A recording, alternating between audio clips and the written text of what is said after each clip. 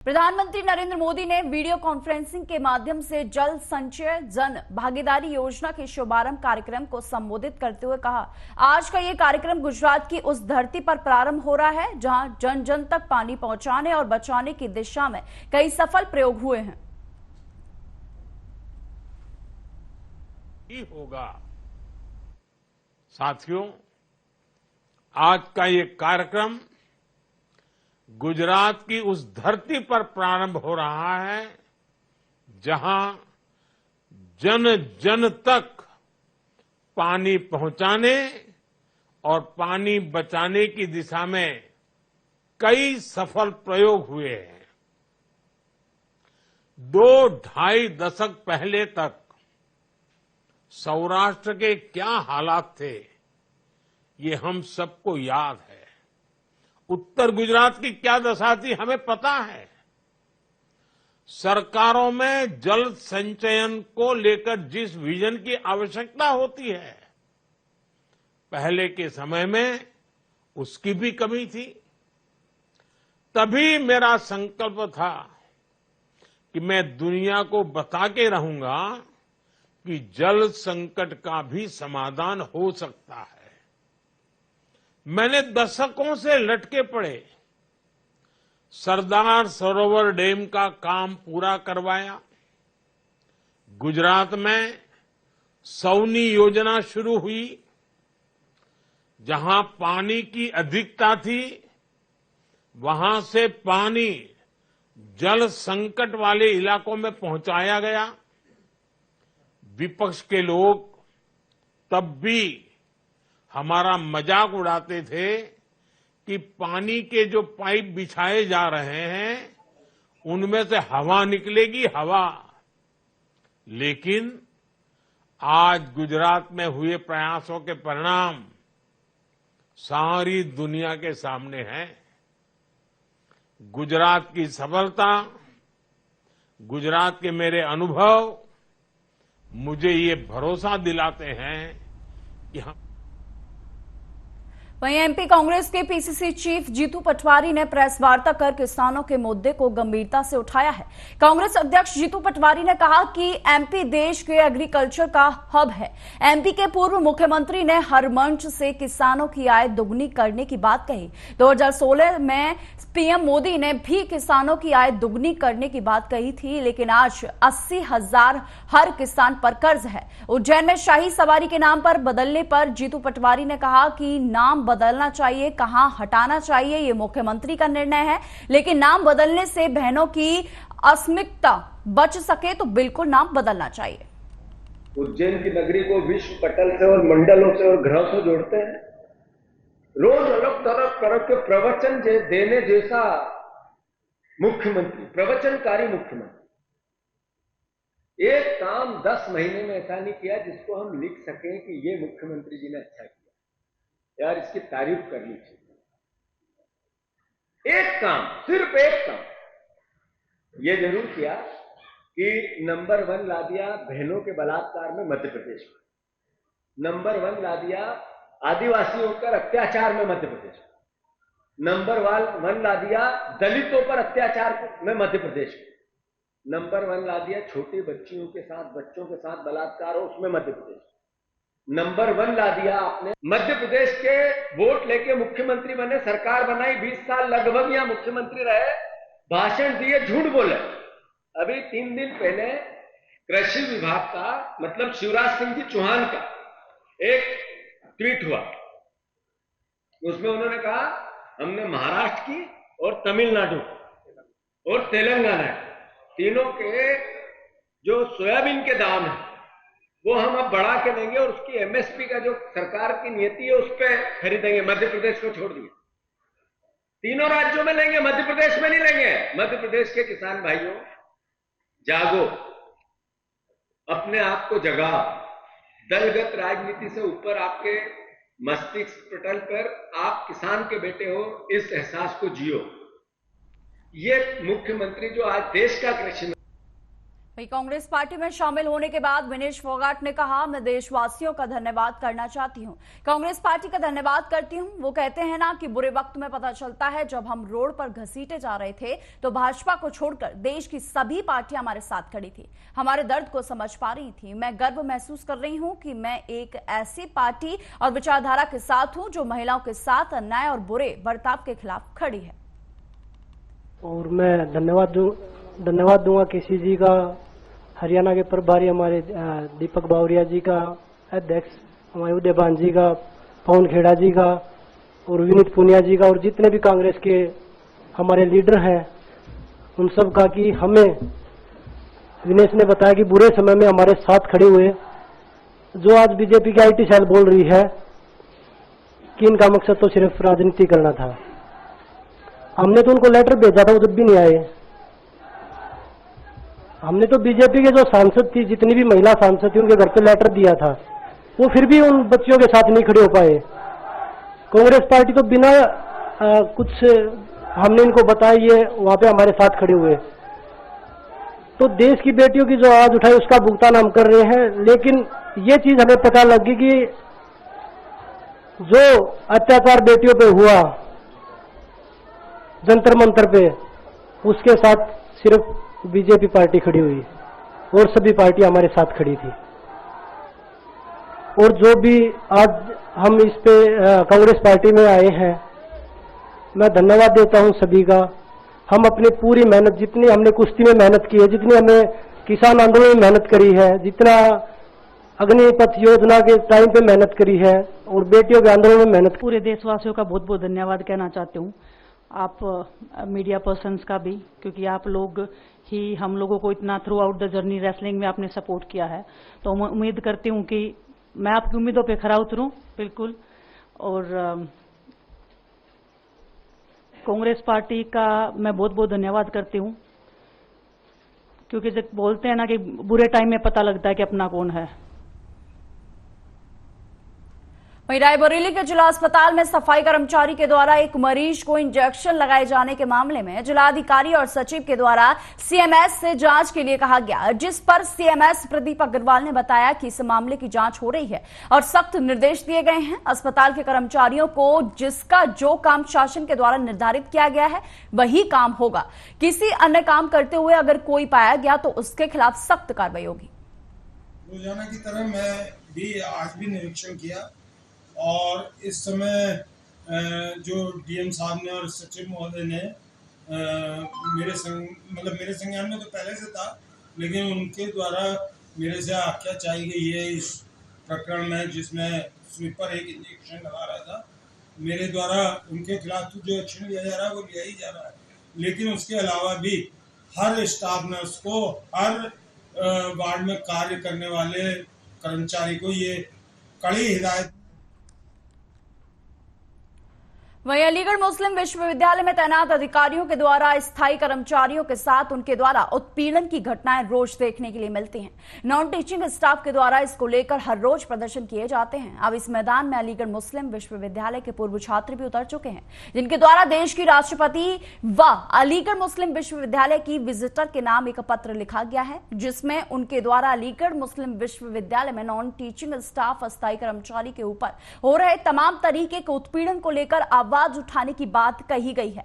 पूर्व छात्रों के द्वारा कहना है कि चंद रुपयों में कर्मचारियों से नौकरी कराई जाती है, उनका जो इंक्रीमेंट है वह तब तक नहीं बढ़ाया जाता, जिसके चलते कर्मचारियों को अपना परिवार चलाने में परेशानियों का सामना करना पड़ता है। लेकिन फिर भी इन कर्मचारियों को परमानेंट नहीं किया जाता, जिसके चलते आज देश की राष्ट्रपति के नाम जिलाधिकारी अलीगढ़ के माध्यम से उनके द्वारा एक पत्र भेजा गया है।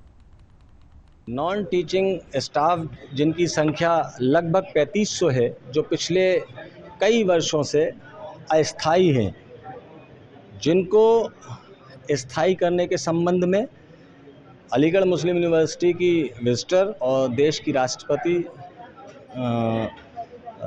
महोदया को एक ज्ञापन जिलाधिकारी महोदय के माध्यम से पूर्व छात्रों ने दिया है, जिसमें मांग की गई है कि ये 3500 कर्मचारी जिनको पहले OS 36 से तनख्वाह, इंक्रीमेंट और भत्ते दिए जाते थे, जो फरवरी 2023 से बंद कर जिसको OS 31 से देना शुरू कर दिया, जिससे इनके भत्ते और इंक्रीमेंट रुक गए। खबर अलीगढ़ से है, जहां शुक्रवार की दोपहर दर्जनों डी फार्मा के छात्र एकत्रित होकर कलेक्ट्रेट पहुंचे। छात्रों ने हाथों में बैनर पोस्टर लेकर प्रदर्शन करते हुए एग्जिट एग्जाम नहीं कराने की मांग उठाई। छात्र भानु प्रताप सिंह ने बताया है कि जब उन्होंने सन 2022 में सेशन में डी फार्मा में एडमिशन लिया था, उस समय छात्रों को एग्जिट एग्जाम के बारे में कोई भी जानकारी नहीं दी गई थी। अब एग्जिट एग्जाम कराया जा रहा है और उसकी भी 4900 फीस है। हमारी मांग है कि सन 2022 सेशन वाले छात्रों का एग्जिट एग्जाम ना कराया जाए। सन 2023 में जिन छात्रों के एग्जिट एग्जाम के बारे में जानकारी देकर एडमिशन दिया गया है, उनका एग्जिट एग्जाम कराया जाए। बाद हमको अवगत कराया गया एडमिशन को, इसको एग्जिट एग्जाम को लेके, जिसका शुल्क जो है हिंदुस्तान के सबसे महंगे पेपरों में आता है। 6,000 का इसका शुल्क रखा गया है, जो कि मध्यम परिवार के बच्चे के लिए देना नामुमकिन सी बात है। ये इसको डिमांड सबसे पहली बात तो ये है कि जो 2022 के बैच में जो एडमिशन लिए बच्चों ने, उनके लिए कैंसिल किया जाए। और जो 2000 हम डी फार्मा का जो एग्जिट एग्जाम होने वाला है अब अक्टूबर में, उससे रिलेटेड आए थे बात करने की। वो एग्जाम या तो कैंसिल हो या उसके पेपर रिड्यूस करके एक पेपर कराया जाए और फीस मिनिमम रखी जाए, जैसे कि 200 या 400 रुपये बस। कितनी फीस है? क्या इसकी सर 5900 फीस है। और ये एग्ज़ाम जो है हमारे बैच से पहली बार लागू हुआ है। और ये सर हमको पहले नहीं बताया गया था कि कोर्स में एडमिशन लेते टाइम कि एग्ज़ाम होगा, बीच में बताया गया कि ये एग्ज़ाम होगा। तो सर ये कम्प्लीटली इनवैलिड है और ये नहीं होना चाहिए। फीस बढ़ा दी नहीं गई है सर, ये पहली बार ही हो रहा है। और फीस 5900 है एक्स्ट्रा। हाँ, क्या दिक्कत आएगी छात्रों को? यही दिक्कत आएगी सर, ये तो कोर्स का पे कर रहे हैं इतना 80। जहानाबाद में विकास कार्यों की समीक्षा करने पहुंचे ग्रामीण विकास मंत्री श्रवण कुमार पहुंचे थे, जहां उन्होंने ग्राम प्लेक्स भवन में पदाधिकारियों के साथ बैठक की और जिले में चल रहे विकास कार्यों की समीक्षा की एवं लंबित कार्यों को जल्द से जल्द पूरा कराने के निर्देश दिए गए। इस दौरान उन्होंने मीडिया से बातचीत करते हुए तेजस्वी यादव पर बड़ा हमला बोला। उन्होंने कहा कि राजद पार्टी उद्दंडना के साथ जो है वो जानी जाती है। 2025 के चुनाव में इस पार्टी का कोई अता पता नहीं रहेगा। हमारी पार्टी को तो कब से लोग खत्म कर रहे हैं। ये लोग खत्म करते थे, खुद खत्म होते चले जा रहे हैं। हमारी पार्टी बिहार में जो काम किया है वो पूरे देश के लिए नजीर साबित किया है। जो हम लोगों ने बिहार में काम किया उसका जोड़ा देश का कोई राज नहीं लगा सकता है। सभी धर्मों के लिए, सभी बिरादरी के लिए, सभी लोगों के लिए, सभी मजहब के लिए हमने काम किया है। एक काम ऐसा नहीं है जो किसी को अछूता छोड़ा है, सबको साफ लेके चला है। बिहार की जो हमारी योजना है, आज दूसरे राज्यों के सरकारें आज उसकी नकल कर रही है, उसको अपने राज्यों में उतार रही है। तो हम तो बिहार के जन जन में हैं, बिहार के घर घर में है, बिहार के लोगों के लिए हमने काम किया है, उसको कौन नज़रअंदाज कर सकता है। और जब लोगों के लिए हमने काम किया है तो हमारे लिए लोग खड़े हैं। जहानाबाद में बीती रात चोरों ने एक साथ 3 घरों में चोरी की वारदात को अंजाम दिया है। इस घटना में करीब 10 लाख से अधिक के सामान चोर फरार हो गए। घटना जिले के घोसी थाना क्षेत्र के नौसहराचक गांव का है। रात्रि में चोरों ने ताला तोड़कर चोरी की घटना को अंजाम दिया है। इस दौरान चोरों ने 4 लाख रुपए का जेवरात चोरी कर वहां से वो फरार हो गए। वहीं मधेश्वर शर्मा के घर से 65,000 के जेवरात चोरी कर लिए गए हैं। वहीं ब्रजनंदन शर्मा के घर से 3 लाख नगद समेत 5 लाख जेवरात चोरी कर लिए गए हैं।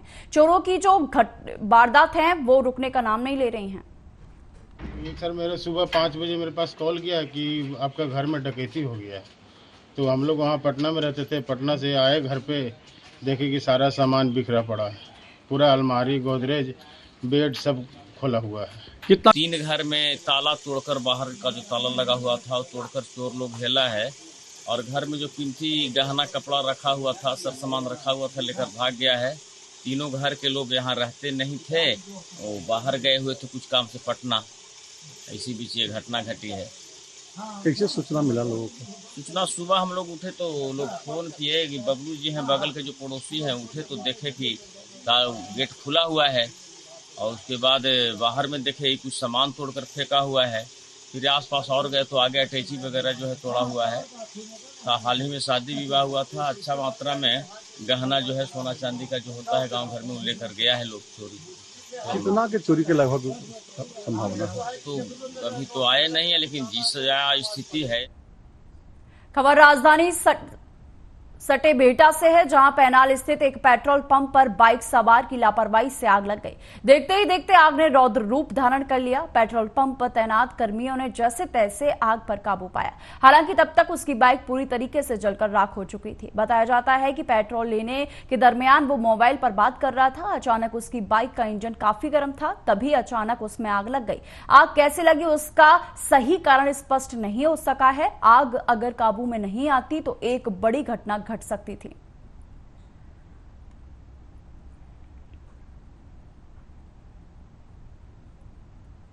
वहीं 29वीं बटालियन के कमांडेंट मनोहर सिंह मंडोली का जन्मदिन धूमधाम के साथ मनाया गया। बटालियन के अधिकारियों और कर्मचारियों ने सेनानी मंडलोई को उनके जन्म दिवस पर पुष्प मालाओं और बुके देकर सम्मानित किया और उनके दीर्घ एवं स्वस्थ जीवन की कामना की। इस मौके पर कमांडेंट मनोहर सिंह मंडलोई ने भी अपने सभी कर्मचारियों और अधिकारियों के प्रति कृतज्ञता जाहिर की और कहा कि सभी के प्रयासों से 29वीं बटालियन को जो ऊंचाइयां मिली हैं उसे बरकरार रखा जाए।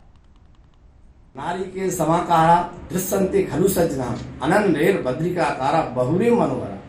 कुछ साहब है नारियल की तरह, कोमल है अंदर से बाहर से कठोर, और जो और लोग रहते हैं वो बेल की तरह रहते हैं, बाहर अच्छे दिखते हैं और अंदर गुठली रहती है। तो ये बात साहब के परिप्रेक्ष्य में मैंने दरबार में भी यदि साहब के सामने बोली थी, आज पुनः इसको दोहरा रहा हूँ। नारी के समाकारा दृश्यंते खलु सजना अनन्रेर बद्रिकाकारा।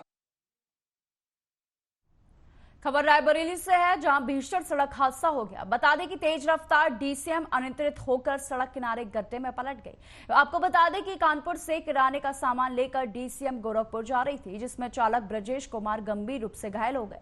सूचना पर पहुंची पुलिस ने गंभीर रूप से घायल चालक को एम्बुलेंस के द्वारा सीएससी पहुंचाया गया, जहां घायल चालक का सामुदायिक स्वास्थ्य केंद्र में उपचार किया जा रहा है।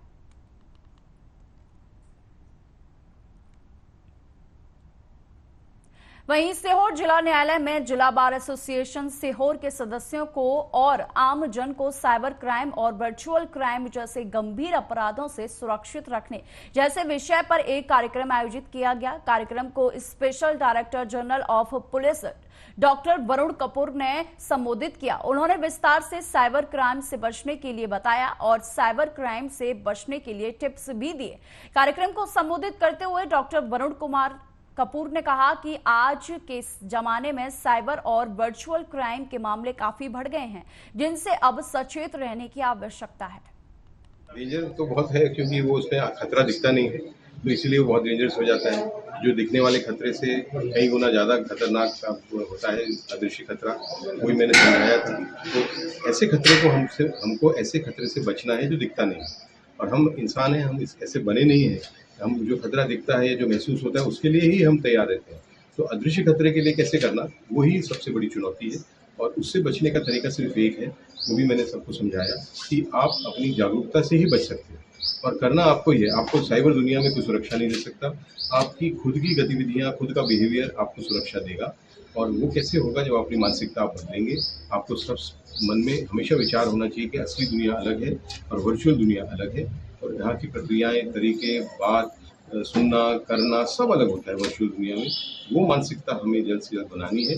कैसे बनेगी? जागरूक होकर बनेगी, जानकारी रखना और जानकारी को यूज़ करना। तो ये सब अपन करेंगे तब हम उस दिशा में कदम बढ़ाएंगे। सर, वर्चुअल क्राइम के लिए क्या कड़ी सजा के प्रावधान है क्या? कौन सा प्रावधान? वर्चुअल क्राइम के लिए कुछ कड़े सजा के प्रावधान हैं क्या? नहीं, वर्चुअल क्राइम के लिए तो IT एक्ट है, साइबर क्राइम का जो एक्ट है वो है IT इंफॉर्मेशन टेक्नोलॉजी एक्ट। उसमें जो प्रावधान है उसको लागू होते हैं, उसमें कड़े प्रावधान भी हैं। एक है साइबर आतंकवाद, जिसमें आजीवन कारावास तक की सजा है। तो कड़े प्रावधान और कड़ी सजा तो है, वो अपराधियों के लिए है। हमारे जो नागरिक हैं उनको बचना है, तो उनको जागरूक होना है। मेरा फोकस, मेरा उद्देश्य और मेरा जो पूरा अटेंशन है वो इस पे है कि हम नागरिकों को कैसे सुरक्षित रखें। पिछले दिनों पंजाब कैबिनेट ने पेट्रोल और डीजल पर वैल्यू एडेड टैक्स बढ़ाने का फैसला किया है। इससे प्रदेश के अंदर तेल की कीमतों में बढ़ावा हुआ। पेट्रोल पर 61 पैसे और डीजल पर 92 पैसे महंगा हुई है। इस बढ़ावे को लेकर आज प्रदेश भर में पंजाब कांग्रेस द्वारा डिप्टी कमिश्नर दफ्तरों के आगे प्रदर्शन किए गए। इस मौके पर प्रदर्शनकारी कांग्रेसियों ने कहा कि पंजाब सरकार द्वारा पेट्रोल और डीजल से मालिया बढ़ाने के लिए किया गया है। बढ़ावा बर्दाश्त योग्य नहीं है क्योंकि इस बढ़ावे से आम लोगों पर बड़ा असर होगा।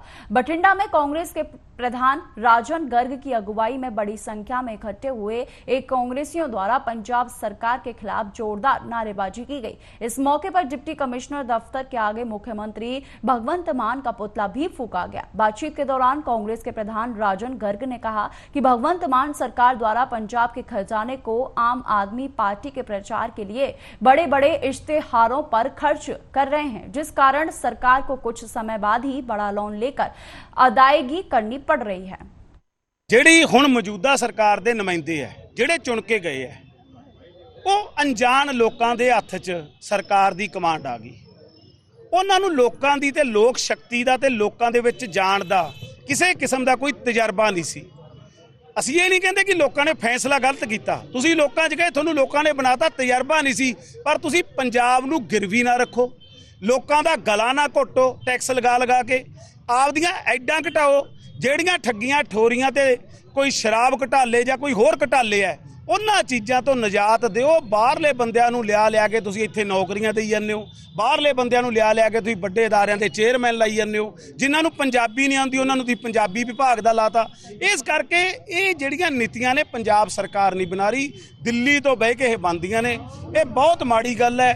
ਹਜੇ ਵੀ ਉਹਨਾਂ ਨੂੰ ਸੋਚਣਾ ਚਾਹੀਦਾ ਕਿਉਂਕਿ ਪੰਜਾਬ ਗਿਰਵੀ ਹੁੰਦਾ ਇੱਕ ਵਾਰ ਇਸ ਸਟੇਜ ਤੇ ਜਾ ਵੜੂ, ਫਿਰ ਇਹ ਸੰਭਲਣਾ ਨਹੀਂ। ਇਹਨਾਂ ਨੂੰ सोचना चाहिए। ये सारे वादे